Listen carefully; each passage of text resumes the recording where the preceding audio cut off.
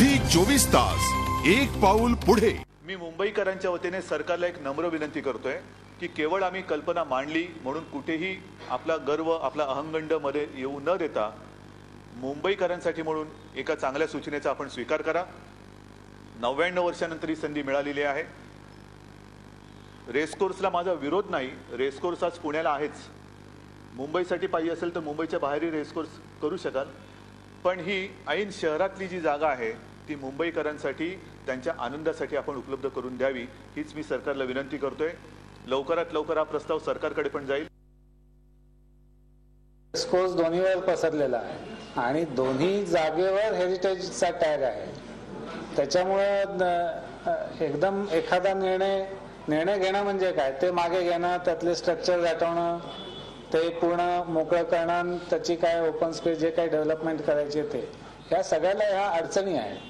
Heritage tag आहे, CRZ आहे, सगळ्या गोष्टी, म्हणून आज त्यावर निश्चित भाष्य करणं शक्य नाही। कुठल्याही लेसीने त्याची जेव्हा परत करायचं आहे ते नाही केलं तर त्याला काढून टाकण्यासाठी 105B ची तरतूद आहे।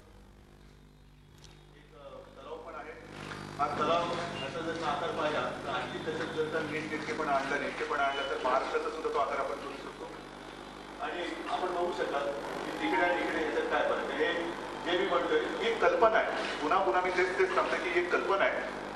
सगळ्यांच्या सूचना याच्यामध्ये येतील, अगदी जागतिक दर्जाची सुद्धा आपण स्पर्धा घेऊ शकतो आणि खरोखर इकडे जर का ठरवलं तर जगातलं 9 आश्चर्य सुद्धा आपण करू शकू, एवढी मुंबईकरांची ताकद आहे।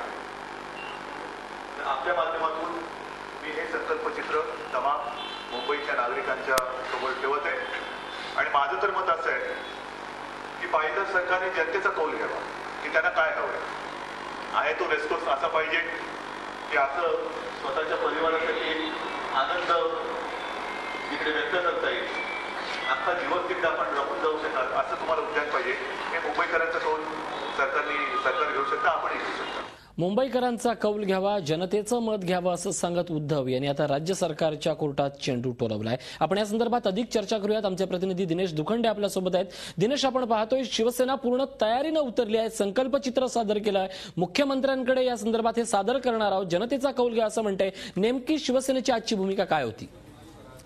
ऋषी, जे तुम्ही वाक्य उच्चारलं की शिवसेना अत्यंत तयारीने उतरली आहे, माझं असं मत आहे की शिवसेना अत्यंत सावधपणे उतरलेली आहे। कारण शिवसेना प्रमुखांचं स्मृती स्मारक शिवाजी पार्कवर व्हावं अशी जी मागणी शिवसेनेतून पुढे आली आणि त्यानंतर एक मोठा वाद महाराष्ट्रामध्ये निर्माण झाला, तो लक्षात घेता उद्धव ठाकरे यांनी अत्यंत सावधपणे आता या प्रकरणी पावलं टाकायला सुरुवात केलेली आहे। सुरुवातीला त्यांनी रेसकोर्समध्ये आंतरराष्ट्रीय दर्जाचं उद्यान व्हावं अशी संकल्पना मांडली आणि त्यावर ज्या प्रतिक्रिया आल्या, एकूणच असं म्हटलं जात होतं की शिवसेनेचा छुपा अजेंडा आहे की या ठिकाणी शिवसेना प्रमुखांचं स्मृती स्मारक व्हावं। कारण मुंबईमध्ये, विशेषतः दक्षिण मुंबईमध्ये इतका मोठा भूखंड जो रेसकोर्सला दिला गेलेला आहे, ज्यावर राज्य सरकार आणि महापालिका या दोघांचंही यावर पूर्णपणे कंट्रोल आहे असं म्हणता येईल। महापालिकेने म्हटलेलं आहे की या सर्व जे त्यांना ताब्यात देण्यात आलेलं आहे तो टर्फ क्लब आहे, त्याची मुदत 31 मेला संपते, म्हणजे आज ही मुदत संपते आहे।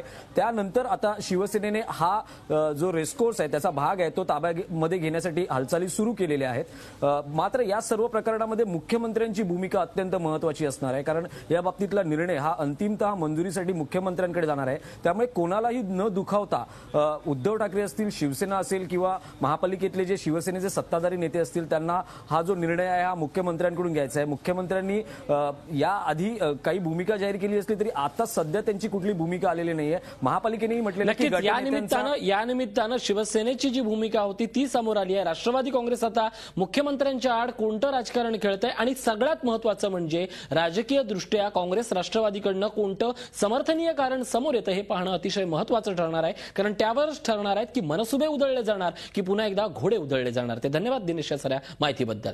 झी 24 तास एक पाऊल पुढे।